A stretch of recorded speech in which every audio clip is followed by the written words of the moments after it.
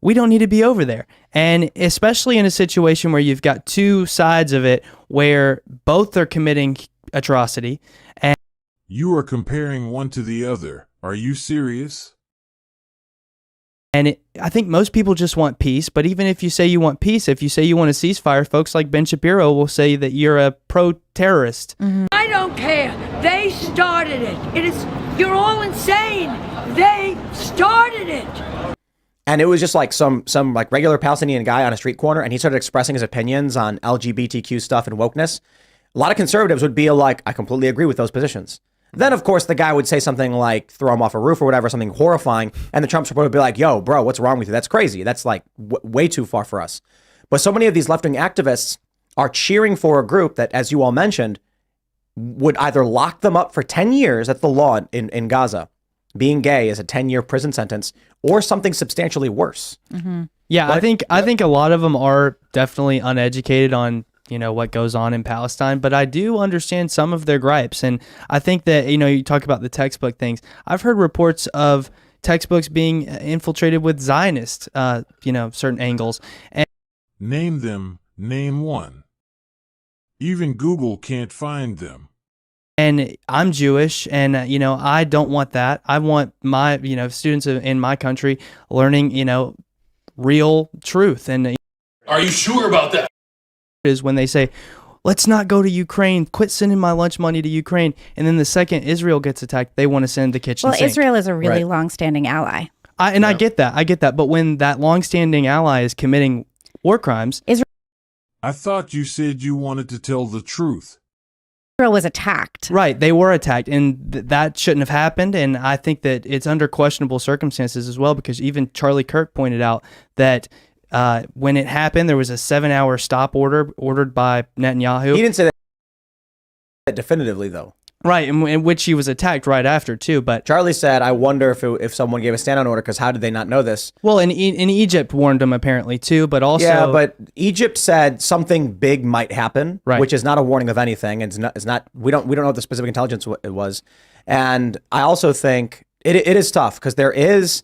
You can draw a benefit to Netanyahu specifically, mm-hmm, and the stability of Israel from the crisis, a unifying crisis. We saw this with the Project for a New American Century back in like 2001 or whatever.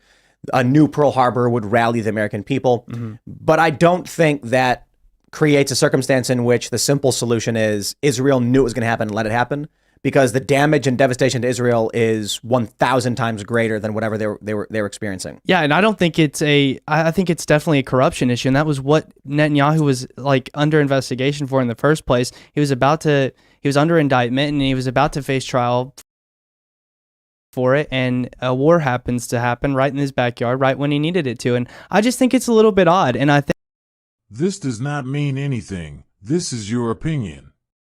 I think that when you have Mossad, which is one of the world's most advanced intelligence agencies, how did they not pick up that their most, angered neighbor, it was not going to attack them? I just don't buy it. I don't buy it.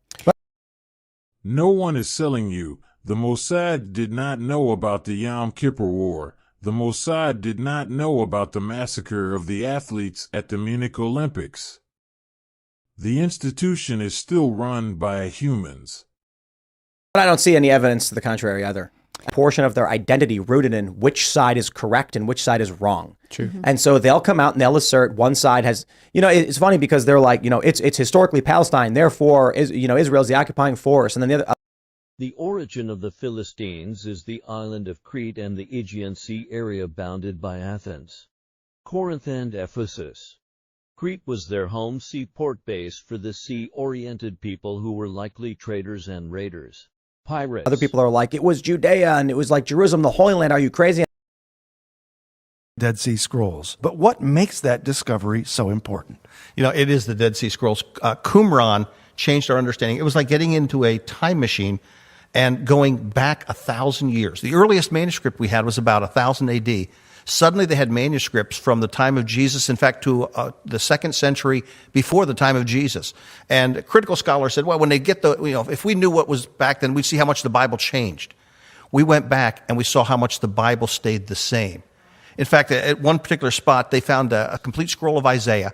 In the one column at the next to the last line, chapter 39 ends. A lot of liberals say, chapter 40 is the start of second Isaiah. It's a whole different book. Chapter 40 started on the very last line, and there wasn't any indication of any change at all. It revolutionized scholarship. Interesting. The Dead Sea Scrolls. I certainly hope we know what side we're going to be on. I certainly hope we're going to be on the side of our allies. Well, our allies are committing war crimes. What war crimes are they committing? Well, if you're seeing the reports of white phosphorus being the only two who accuse Israel of using white phosphorus are Hamas and Lebanon, the two enemies of Israel, and you want us to believe them. White phosphorus is a chemical waxy solid substance typically appearing yellowish or colorless, and some have described its odor as resembling garlic. It ignites instantly upon contact with oxygen. It is often used by militaries to illuminate battlefields, generate a smokescreen, and as an incendiary. Once ignited, white phosphorus is very difficult to extinguish. It sticks to surfaces like skin and clothing. White phosphorus is harmful by all routes of exposure. White phosphorus can cause deep and severe burns, penetrating even through bone, and has been known to reignite after initial treatment. After exposure, the priority is to stop the burning process. The smoke from burning phosphorus is also harmful to the eyes and respiratory tract due to the presence of phosphoric acids and phosphine. Gaza Strip population 2.048 million, area 140.9 square miles. We should have seen thousands of dead and hundreds of thousands of wounded if Israel had used white phosphorus. So you're taking Hamas's word? No. Okay. But I'm taking reports on the ground. I'm Jewish, and I just don't want anyone. I don't want atrocity being conducted against anybody. I don't want any more Israeli lives to be taken. I don't want any more Palestinian lives to be taken, especially innocent children that we're seeing. And so many times I'm saying this online, and people are saying, "Oh, so you're pro Hamas, or you're pro sympathizer for terrorists." No, not at all. But I don't care. They started it. You're all insane. They started it. I don't want any innocents to die, and I'm seeing white phosphorus being rained down, and 1 in 20 buildings in Gaza are leveled, and you're seeing more bombs being dropped on Gaza than were dropped in the entire first year in the Afghanistan war. And I don't care. They started it. You're all insane. They started it. And so and those are war crimes, okay? Because when you have what is a war crime though? What does that mean? Collective punishment, defined by the Geneva Convention, is to punish an entire group of people, innocent people, for the crimes of, especially this, a terror group.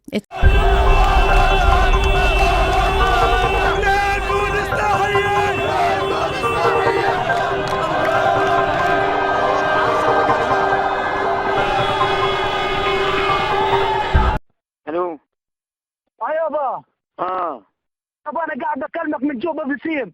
افتح الواتس تبعه قول له وين شوف كيف القتله، شوف كيف قتالك فيديو يابا، ابنك قتل يهود، هاي دخلوا بسيم يابا. الله اكبر، ربنا يحميك يا رب، ربنا يحميك يابا، ربنا يحميك يابا. قاعد اكلمك من جوال يهوديه قتلتها وقتلت جوزها. الله اكبر، الله اكبر ولله الحمد. الله اكبر ولله الحمد. يابا افتح الواتس شوف كيف قتلت يابا. افتح بتصل عليك واتس قول له وين بروح. ربنا يوفقك بالسلامه يابا. يابا بسيم يابا. يابا والله 10 قتلت، 10 بيدي يابا. يابا على ايدي، اعطيني امي، اعطيني امي. يما يما يحميك يما. طول الليل ادعي لك. 10 بيدي يما. طول الليل 10 يما بيدي قتلت. طول الليل ادعي لك يما. طول الليل ادعي لك. ربنا يرحمك بالسلامه يما. ربنا يرحمك يما. بعمل لك تبص مباشر من جوا. ادعي لك يما. طول الليل ادعي معاك يما. ربنا يحميك يما. اقتلك. ربنا يحميك يما. خذ يما. ربنا يحميك. محمود يابا. محمود انت وين؟ انا جوا مفلسين علاء. جوا قتلت 10 يا علاء. 10 بيدي. قاعد اكلمك من جوال يهوديه. كذا 10 والله. وانت بذكيم انا بذكيم مو بذكيم والله صرت بكاري. انا اول فقره بدات بفضل الله عز وجل. انا اقول لك ارفع راسك يابا فوق ارفع راسك يابا. انت في نص سكاري جوا انت جوا على المدينه في النص سكاري جوا. شفت على الواتس شوف كيف الخطه قتلكم على الفون. شفت على الواتس تبعي. خلص ارجعوا خلاص ارجعوا. ايش ارجعوا مش رجعوا. اما نصر لك شهاده امي ولدتني عشان هذا الدين على مالك على وين ارجع. محمود ادعينا محمود ادعينا. طب افتح الواتس تبع شوف كيف القتله. شوف افتح الواتس تبع دخيلك يا محمود زينا ربنا يوفقك يا رب. ربنا يثبتك يا رب. It's the government, though. Hamas was elected to lead the government. But there hasn't been a fair election in a decade. And whose problem is it? I think we pulled this up too. The recent surveys show that 51% of people in Gaza support Hamas. Of the more than 2 million people living in Gaza, roughly half are under the age of 18.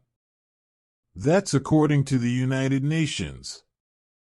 This means that all adults support Hamas. Vested interest in the outcome in the region.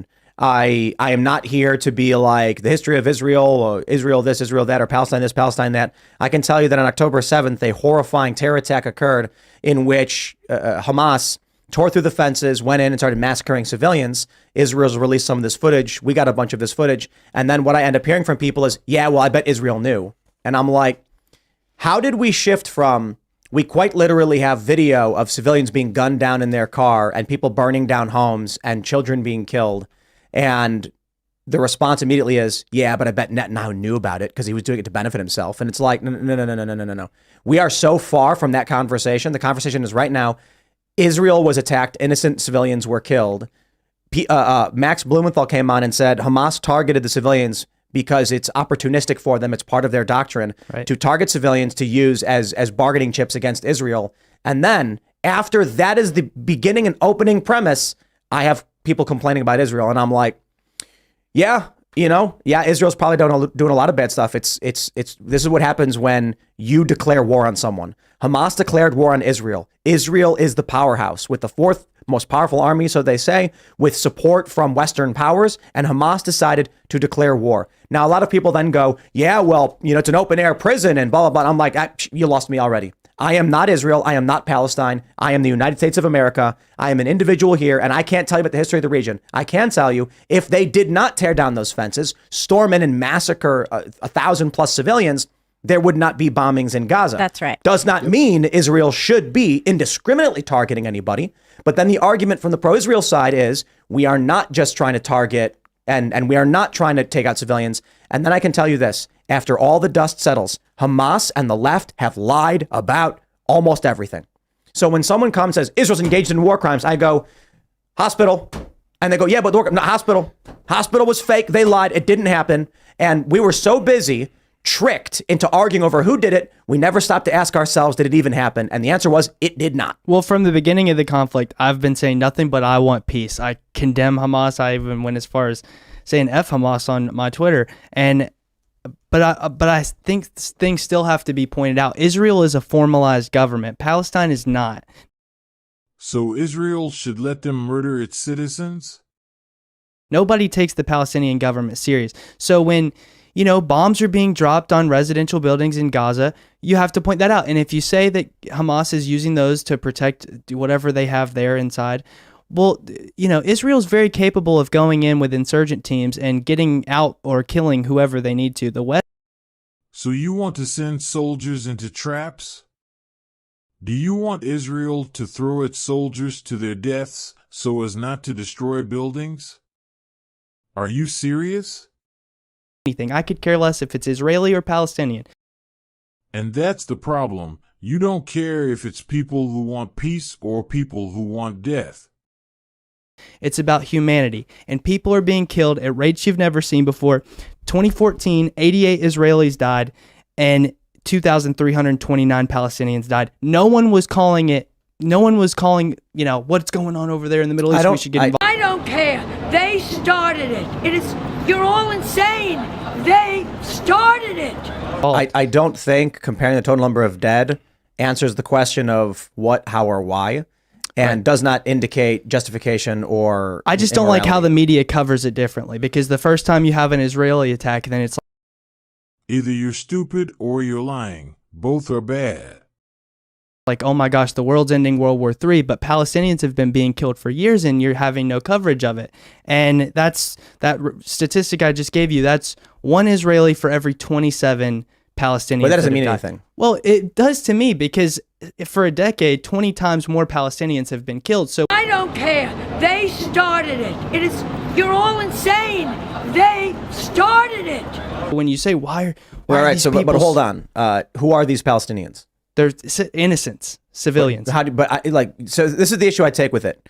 I am the United States. I am not Israel or Palestine. I know that Hamas just invaded, killed a whole bunch of civilians. Right. Israel responded. Hamas lied about a hospital being leveled and 500 people dying. Yeah. Totally fabricated. Hamas is wrong. And so now the premise, any point you initiate, Israel's blown up buildings. Lie. Not interested. Prove it. I took Hamas at face value. Boy, was that a mistake. When they said it was an Israeli airstrike, we were actually arguing like, wow, could it have been an airstrike? I mean, we don't even know. I mean, oh man. And then it was a Hamas rocket likely misfired, and then the payload dropped into a parking lot, killing people. Wait, that's the thing. Agence France said it was 10 to 50 people. And maybe it was a parking lot. We have no idea. But that's look. Those are the reports. So then I hear, yeah, but what about white phosphorus, bro? I'm sorry, but the people marching through the street who are saying from the river to the sea, who lied about this hospital, get zero benefit of the doubt from me. So Israel should invade Gaza. If they're going to defend themselves, they should not be bombing where there's a ton of civilian casualties. They told everyone. And now you have shown your true face. You don't say yes to invasion, and you say no to bombings. You want them to die quietly without reacting. To leave, and Hamas told everyone to stay. But I saw reports of people who are saying my mom is bedridden because she's sick and she can't get up. What are we supposed to do? Some people have no form of getting anywhere, and they're just supposed to see on Hebrew television that they're supposed to get up and go somewhere. I think that's unrealistic. It's not just on television. Well, where else is it? I mean, I don't like that American and British Western munitions are being used to kill innocent people. The unemployment rate in Gaza is 47%, and more than 80% of its population lives in poverty, according to the United Nations. Estimates of its annual military budget range from $100 million to $350 million, according to Israeli and Palestinian sources. Since coming to power in the Gaza Strip 17 years ago, Hamas has filled its coffers with hundreds of millions in international aid. Hamas imposes unofficial fees on smuggled goods and other activities for a combined income of up to $450 million per year. Hamas also has real estate and other investments around the globe. The U.S. gave Hamas millions, which they used to buy weapons. I don't hear you complaining about that. Why won't any of their allies take in refugees from Because I think Gaza? Well, King Abdullah from Jordan said that he doesn't want to do it because he sees it as kind of enabling Israel to take over Palestine. Black September, also known as the Jordanian Civil War, was an armed conflict between Jordan, led by King Hussein, and the Palestine Liberation Organization. In 1968, which led to an increase in Arab support for Fedayeen. The power of the PLO grew, and in early 1970 groups within the PLO began calling for the overthrow of Jordan's Hashemite monarchy, which led to violent clashes in June 1970. Hussein hesitated to oust them from the country. On September 17, 1970, the Jordanian army surrounded all the cities with a significant factor. Presence, including Amman and Irbid, and began shelling Fedayeen positions, which operated from Palestinian refugee camps. The next day, 10,000 Syrian soldiers carry the Palestinian Liberation Army. The markings began with the invasion in the advance towards Irbid, which the Fadain captured and declared a liberated city. On September 22nd, the Syrians withdrew from Irbid after suffering heavy losses to a coordinated air-ground attack by the Jordanians. The growing pressure from other Arab countries, such as Iraq, led Hussein to stop his attack. On October 13th, he signed an agreement with Arafat to regulate the presence of the Fadain in Jordan.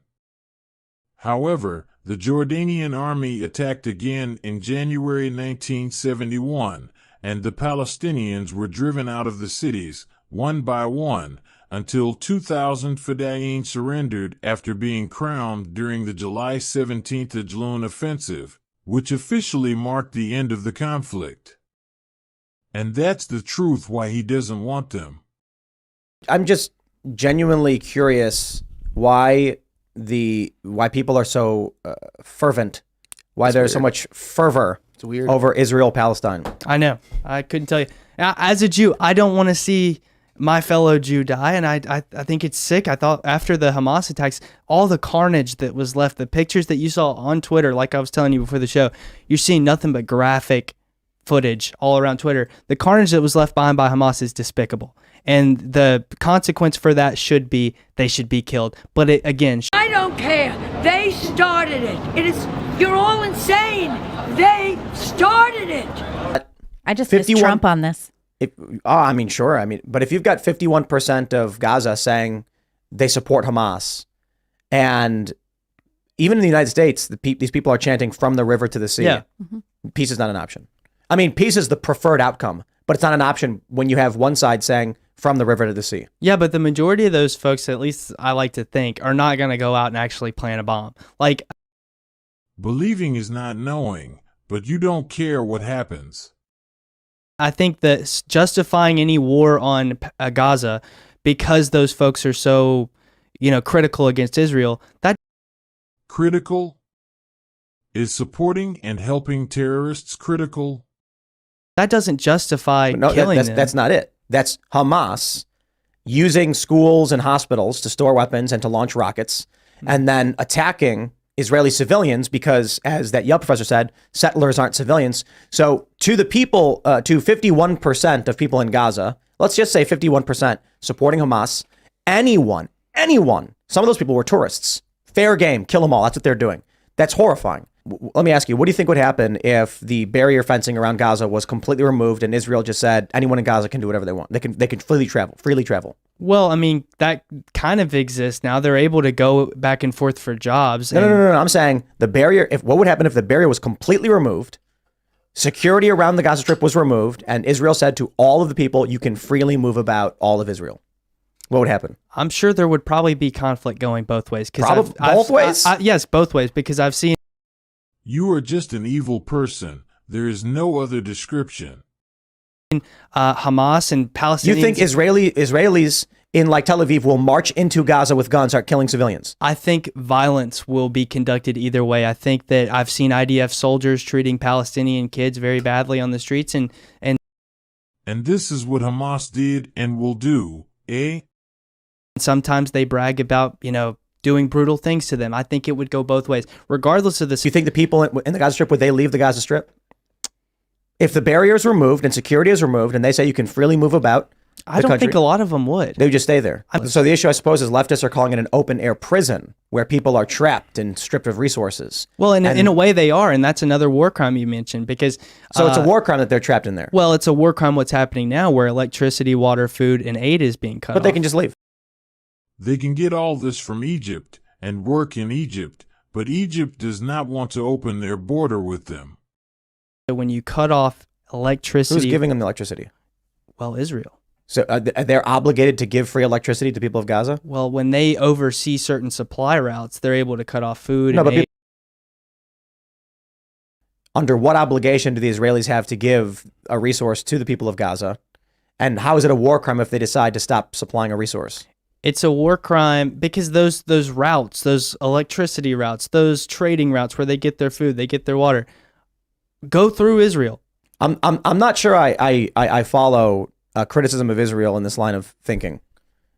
So if people can come and go as they please, but they don't want to live in a tent city, so they would choose to live somewhere with no electricity, it's a war crime? Well, no, but you got to look at it like, let's make it out like it's here. They don't really see Israel having any claim over the land. Right. They don't want Israel to exist. Right. Right. That's not okay. However, I don't care. They started it. You're all insane. They started it. So finally, Trump just ignored them, and they don't like that either. And that's when they lashed out and killed 1,400 people, including a whole bunch of civilians, children. And so now you're saying that there should be a ceasefire because Israel shouldn't be fighting against the people who are actively seeking their extermination. The problem is there are Jews and Israeli Jews who believe that Palestine shouldn't exist. And these citizens are still not killing and raping Palestinians. And I'm not saying this is on Israelis' hands or anything like that, but I'm saying that Israel's not innocent in all of this. I don't think that's coming from a Jew. I don't think Israel's innocent. I just think that Hamas didn't have to choose to go in there and kill a bunch of people. Well, Israel didn't have to choose to kill thousands and thousands of Palestinians over the course of the last decade, too, 20 times. I don't care. They started it. You're all insane. They started it. More than Israelis, but they did. Why? I don't know. I couldn't tell you. Well, there you go. Ask Netanyahu. Yeah, but the problem is Israel's a formalized government and Palestine's not. And why is that a problem? Because Israel is an ally, and when those are American munitions being thrown over the borders and onto Palestinian innocent people, that implicates us in some of that guilt. It's collateral damage. It's bad. I don't look at innocent children dying and call that collateral damage. That's. I don't care. They started it. You're all insane. They started it. Hamas is evil. Israel is a spattering mix of government institutions, corrupt, wealthy individuals, good civilians who are trying to live peacefully. Gaza specifically seems to be 50-50 between Hamas and people who want to be left alone, which creates a very pressing challenge. Yeah. The issue I see here is you can't negotiate with evil. No. I mean, like, you can try to negotiate with evil. You can desperately beg evil for peace, and then they'll agree with you and then turn around and put the knife in your back. And we've got to reinforce God back in our society, back in our schools. We cannot have our textbooks permeated by any type of propaganda that's foreign. We need Christ back in the schools. And I'm saying that as a Messianic Jew. You can't be a Christian Jew like you can't be a Christian Muslim or a right-wing leftist. You're like a divorced man who still wears his wedding ring. Do you agree with my comments? If no or yes, leave a comment. Subscribe. And like.